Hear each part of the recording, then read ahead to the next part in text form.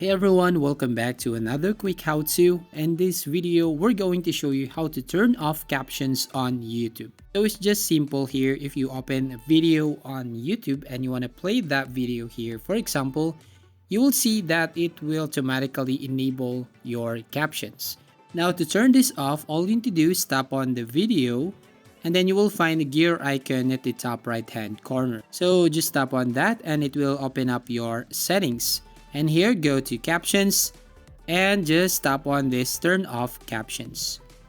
Now the second way here to turn off the captions is by basically tap on the video and then just have to tap on the CC icon right there at the top, which is the caption, and it will enable and disable the captions on YouTube.